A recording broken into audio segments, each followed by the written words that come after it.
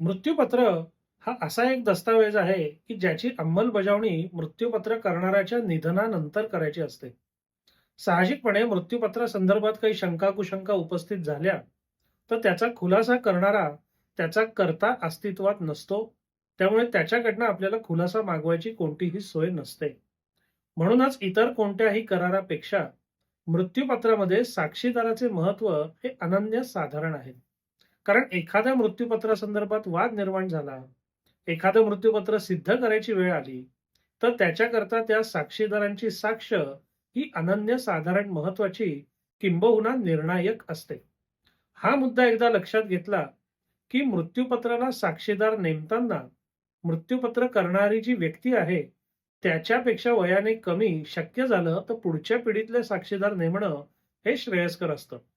कारण निसर्ग नियमानुसार म्हणजे अपघात वगैरे जर वगळलं, तर निसर्ग नियमानुसार आपल्या नंतर हयात असायची शक्यता जास्त असेल, असे साक्षीदार आपण नेमले पाहिजे.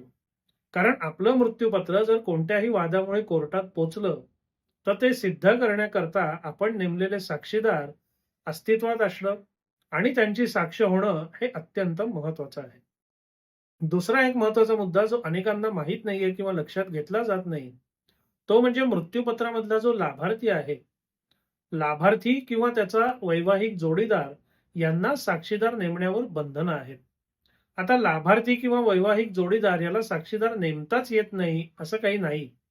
पण एखादा लाभार्थी किंवा त्याचा वैवाहिक जोडीदार जर साक्षीदार असेल, तर त्यांच्या पुरतं ते मृत्यूपत्र रद्दबातल ठरतं. म्हणजे त्यांच्या लाभाकरता जे काही मृत्यूपत्रामध्ये नमूद केलेलं असेल, तेवढ्यापुरतं ते मृत्यूपत्र रद्दबातल ठरतं. आणि असं जर झालं, तर एक म्हणजे त्या लाभार्थ्यांना काही मिळत नाही जी मृत्यूपत्र करणाऱ्याची इच्छा होती. आणि दुसरं म्हणजे ठराविक भागाकरता जर मृत्यूपत्र रद्दबातल ठरत असेल, तर त्याच्यावरनं अनेक कायदेशीर कटकटी निर्माण होऊ शकतात. म्हणून मृत्यूपत्राला साक्षीदार नेमताना दोन गोष्टी लक्षात ठेवा. एक म्हणजे आपल्या नंतर ते साक्षीदार हयात असायची शक्यता जास्त पाहिजे असे साक्षीदार नेमा. आणि तुमच्या मृत्यूपत्रामधला लाभार्थी किंवा त्याचा वैवाहिक जोडीदार याला साक्षीदार नेमू नका, जेणेकरून कोणतीही कायदेशीर कटकट उद्भवणारच नाही. धन्यवाद.